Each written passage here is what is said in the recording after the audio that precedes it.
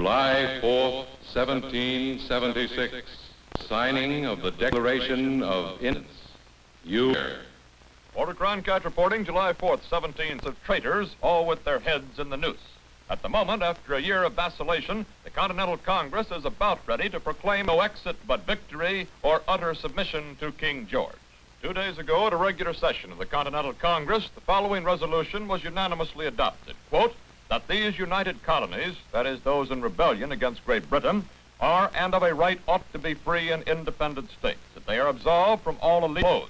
The question now remains whether or not this open claim to independence will not be followed by an outbreak of civil war in the colonies, where a good third of the inhabitants are still loyal citizens to the mother country. We take you to Philadelphia, as they were then, except Ned Calmer, and we're in the State House outside the room where the Continental Congress has been meeting for these past 2 years. The delegates around the table inside are the drafting committee, which has submitted the Declaration of Independence, and a number of... Since yesterday, they've been alternately meeting and recessing while changes are made in the document. Here comes Thomas Jefferson of Virginia, who wrote the document, Mr. Jefferson. And following him is Mr. Benjamin, another committee member. Let them hack it they will. I have no stomach.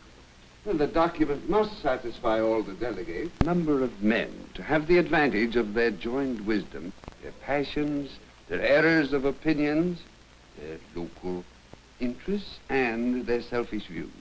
Mr. Franklin, sir, do you believe the Congress will agree on any document? Of course, since they have no choice.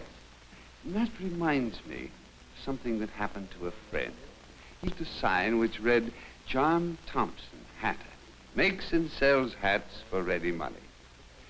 He submitted it to his friends for their approval, and each one found something else in the sign superfluous, until in the end he had nothing left except the name Thompson, and above it the picture of a hat. Those critics in there will leave nothing but our name signed to a picture of a British gallows. I'll save what I can. Oh, Mr. Jefferson, if you please, sir. Are they making many changes in the Declaration? They are cutting it to bits. For what reason, sir? Because no man can leave well enough alone. Our committee submitted the document. It embodies all that has been thought and said during these past years. Are they making it stronger or weaker? Weaker. Will it affect the issue of independence? No. We're a new nation, sir. And what remains to be seen is whether the people defend their independence or not. It lies completely with them, but the debate is over. Well, then why the squabbling about the... Men do not fight wars merely to fight, but out of the resolution, the hopes, the necessity of 3 millions in this land who have not yet passed from the status of subjects of King George to free men with a nation of their own. What will the nation be called? The United States of America. But only the deity himself knows whether we are a nation united or disunited at this moment. We will be able to tell only when the document is taken into the homes of the people and not before. But Mr. Jefferson. Jefferson. All right, gentlemen. Excuse me, sir. I must now go in and calmly approve of the murder that is being done to my labor of love. We will return to the Congress a little later, but now we take you to Frankfort, a small town, where we're going to sample public opinion on this historic day. Come in, Harry Marble. Harry Marble here in the White Mane Inn in Frankfort, Pennsylvania, 5 miles north of Philadelphia. This inn is a modest country tavern right on the main road. It catches a certain amount of the Delaware traffic and some of the trade going west to the frontier country. We've picked this town because action of war and independence. Pennsylvania, one of the proprietary colonies, belongs to the middle group that is about evenly divided between loyalists and rebels. Sir, how do you stand, sir, on independence for the colonies? I haven't made up my mind. What business are you in, sir? Feed and grain.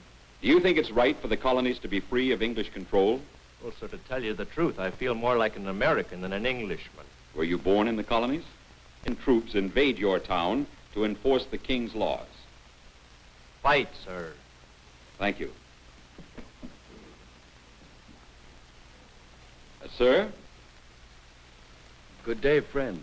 How do you feel about the war that seems to be breaking out over the question of independence? I dread it. Is it a question of your religion? We Quakers are opposed to war. Are you for independence? I am. Thank you. Sir, I'd like your views on independence. I am opposed to it, sir. It will lose us the power we have from our connection with the English throne. What's your profession, sir? I'm an attorney, sir. I practice in Philadelphia. My feeling is that with moderation on both sides, we may reconcile with the mother country. Well, how do you reconcile... Oh, the king advised. Time will cure these evils, while violence only inflame them. I am for reconciliation. What about you, sir? I'm for the first man who buys me a drink. What if the war comes here? I will go there. Oh, these boys are volunteers, waiting for Captain Graydon. Have you signed up yet? Waiting to. What do your parents say? My father's just waiting until the fall harvest gets in, and he's going to join me. What about you, son? I'm going with Tom. What does your father say? Indians killed my father. And your mother? French killed her. And now you're going to fight. Suppose you're from western Pennsylvania? Oh, yes, sir, from way past the fort at Pittsburgh. And I've come here with this, to join up with General Washington. Why are you for independence? Well, sir, out where I come from, where there's nothing but trees, far as you can see. Well, it seems foolish to think of ourselves as anything but free for ourselves. That makes us independent.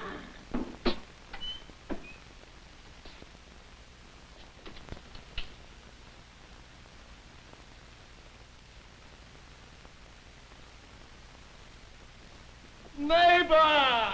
Sir, we're making a survey of opinion in this region. What opinion, sir? Your opinion of the resolution taken by the Continental Congress proclaiming the colonies independent of Great Britain. My opinion, sir, is that it's humbug. Here, here, here. Well, we have an audience of patriots here, eh? English ones. My compliments to the gentlemen. Serve them what they wish. Here! Thank you, sir. I take it, sir, that you are a Tory. A loyalist, sir. Born and bred in this colony, educated in part at home and at Cambridge, England. And I suppose you're not impressed by the resolution of Congress. I am not, nor should anyone by a gang of pettifogging lawyers, bankrupt shopkeepers, and outlawed smugglers. I only regret, sir, that this action by an organized minority will cause civil war and disaster. They may ride a poor bailiff on the rail or burn the goods of a merchant, but I assure you that this rebel in arms will not molest me. Well, lads, you hear what a gentleman says? You see how these Liberty boys operate on the minds of those too young to understand? Here they are, ready to go off and be killed for independence. Where in the whole world, sir, is there more independence than that of the Englishman under the British Constitution? I agree, sir. And I would say that these lads could help their country more by helping us quiet the hotheads and aiding in reconciliation. Sir, are you for suppressing the rebellion by force? I cannot forbear to wish, sir, that this commotion would end without it, and that these rebels would be subdued by terror rather than bloodshed. Do you think, mister, you can subdue me by terror? I'm for rebellion. I was not addressing you, sir. But I was talking to you. Mind your manners, you Indian, when you speak to a gentleman. Here I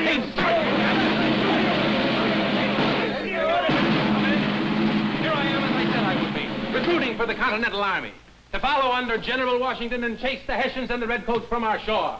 Here I am with money to pay and a gun for every patriot.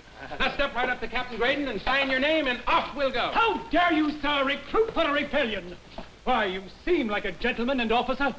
How dare you, sir, stand in the way of the will of the free and independent American nation? I will write my name down for it. Right. Here you are, sir. No. Just sign up. Make an extra. Hurry up now. You don't have to read it. You don't have to read it. You can't read anyway. Why, you're a dirty dog of a Liberty boy.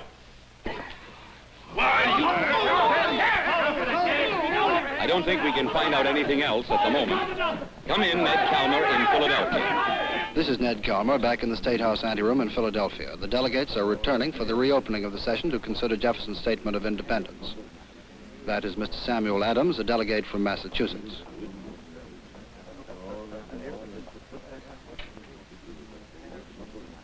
Mr. Alsop, the resolution and the document on independence. The young man with him is Edward Rutledge of South Carolina. He's 26, the youngest member of Congress. He helped organize the opposition to the resolution on independence, but finally voted for it. And here is Mr. John Dickinson of Pennsylvania, the leader of the opposition to... All of the delegates are not yet here. Only Dickinson of all those here did not be here today is not known. That's John Hancock, President of the Congress, who's arguing with Mr. Jefferson. It is my opinion, sir, that the whole passage on the matter of slavery must be omitted. And why, sir? Why continue what we know is wrong? We know it is an abomination. The last speaker was John Adams. Let me read it to you again and tell me if it helps or hinders independence. Gentlemen, Benjamin Franklin. we are not met here to condemn all the abominations with which human beings amuse themselves, but only those which hinder us from independence. Well, that is so. Permit me. Mr. Richards, will you please close the doors? The document goes on about King George. He has waged cruel war against human nature itself, violating its most sacred rights of life and liberty in the persons of distant people who never offended him, captivating and carrying them into slavery in another hemisphere, or to incur miserable death on their transportation hither. And so it goes on. I do not think, gentlemen, that that paragraph will aid us in the South. I'm from the South. I own slaves, and yet I would gladly end the practice. If I may, while I have been opposed to immediate independence, nevertheless I have voted for it to maintain unanimity, without which we cannot survive the present struggle with Great Britain. But I assure you, gentlemen, if you include this paragraph, you will exclude from our forces those who have most bitterly opposed the king. Well, Mr. Jefferson? We can take it to a vote. But let us avoid voting on all minor issues. You call slavery... And survival of the new nation, yes. Besides, it will not only be slaveholders in the South who will oppose us, but merchants and ship owners of New England, who have done more than the king to further this abominable practice. Very well, remove it.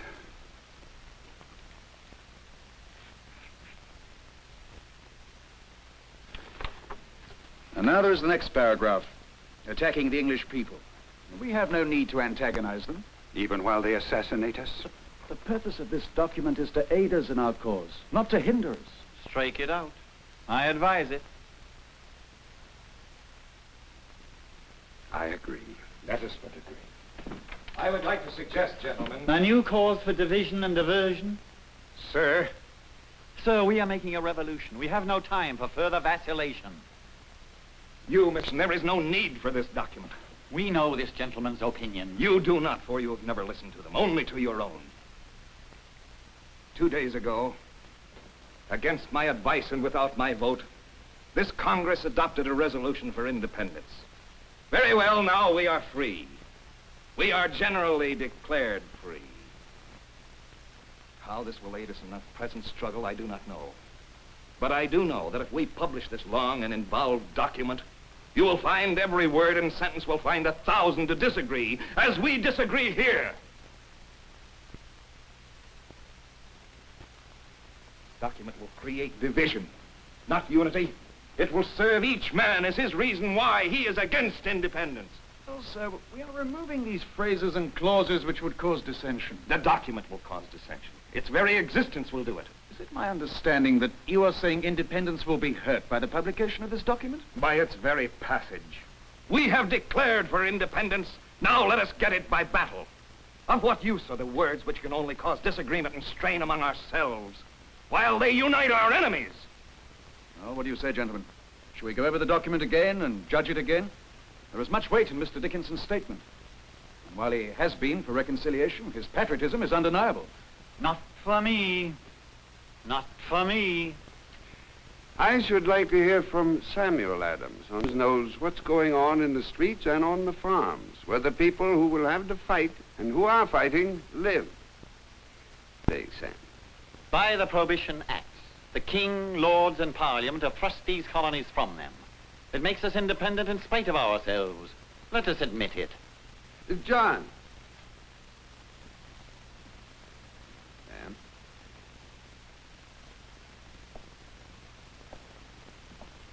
Mr. Dickinson, as you know, I infrequently speak in Congress. I'm not an orator like yourself. I know only the facts. We know that you alone, almost by yourself, have created the revolution in Boston. I wish it were true. I admit I have longed for American independence. But I agree with my cousin that it's the king and parliament who have given it to us by their actions. I cannot conceive of the Declaration. Will it widen the breach? That would be a strange question after we've raised armies and fought battles with British troops and set up an American Navy. I tell you, sir, the Tories dread a declaration of independence more than death. For a declaration will create unity. The Tories will welcome it. No, sir, they will not. General Washington is against independence and has not come out for it. He knows that it is better to fight and win and then declare it. It is no longer true, sir. I have here a letter from William Palfrey, who writes that Washington has declared that when he first took command, he abhorred the idea of independence. He's now fully convinced that nothing else can save us. But why is this? Because he must lead troops into battle. They will not die for the lesser cause. Men will only die for their ideal of human conduct. And the Tories know this. And they also know what it will mean for us among our possible allies. Precisely. And Silas Deane has written from Paris, where he's endeavoring to obtain guns and money for us, that a mere resolution of independence will be only considered a preliminary step in the proper direction. Until a decisive step is taken, he can do nothing. We need allies. We need to unify the patriots. But most of all, we need a sense that there is no turning back. A declaration will assure this to the full. Hear, hear. Mr. Hancock, now let's call this Congress into session and get on with the work of liberty and war. Gentlemen, take your places. The recess is terminated. You may get on with the work without me. We will read the amended declaration and vote upon it. Gentlemen, take your places. We wasted enough.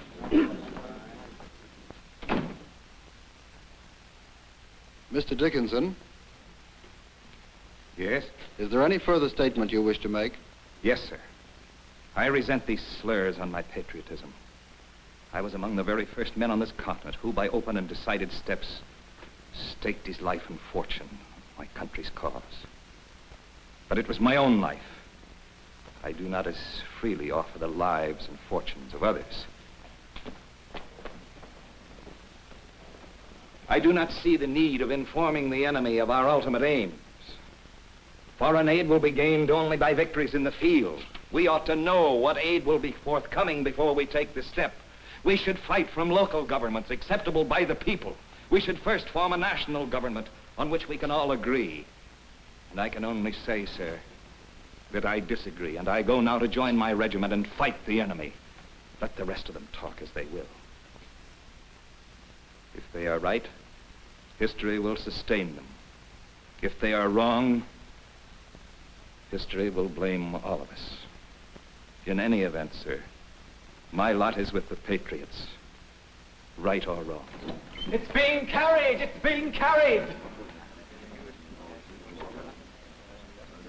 What is the vote of Rhode Island? Rhode Island votes aye. South Carolina? Aye!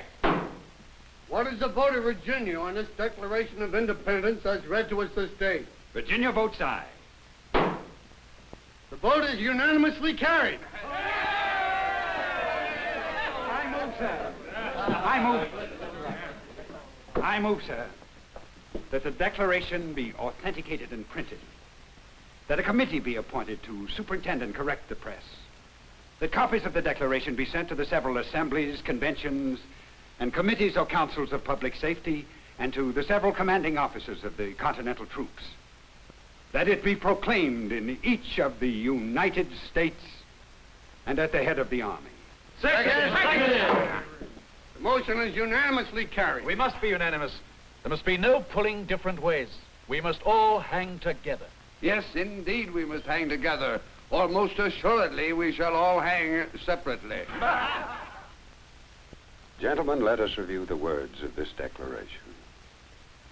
When in the course of human events it becomes necessary for one people to dissolve the political bands which have connected them with another, and to assume among the powers of the earth the separate and equal station to which the laws of nature and of nature's God entitle them, a decent respect to the opinions of mankind, requires that they should declare the causes which impel them to the separation.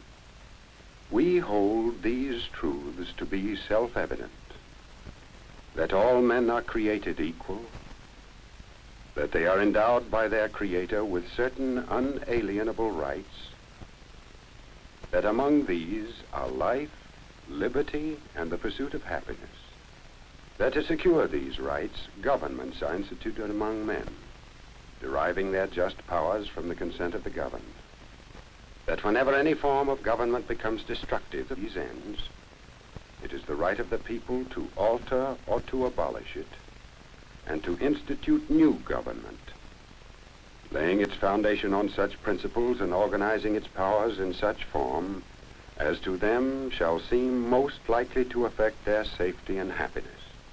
Prudence indeed will dictate that governments long established should not be changed for light and transient causes, and accordingly all experience hath shown that mankind are more disposed to suffer while evils are sufferable than to right themselves by abolishing the forms to which they are accustomed. But when a long train of abuses and usurpations, pursuing invariably the same object, evinces a design to reduce them under absolute despotism, it is their right, it is their duty to throw off such government and to provide new guards for their future security. And for the support of this declaration, with a firm reliance on the protection of divine providence, we mutually pledge to each other our lives, our fortunes, and our sacred honor. So the great Declaration of Independence came into existence, and with it this nation. That night it went to press, and while the great seal of the new nation was designed, the document went around the country and into the world, lighting the fire of liberty ever higher. John Adams always thought that July 2nd was a more important date than July 4th. 40 years later, no one could remember when it was that everyone signed.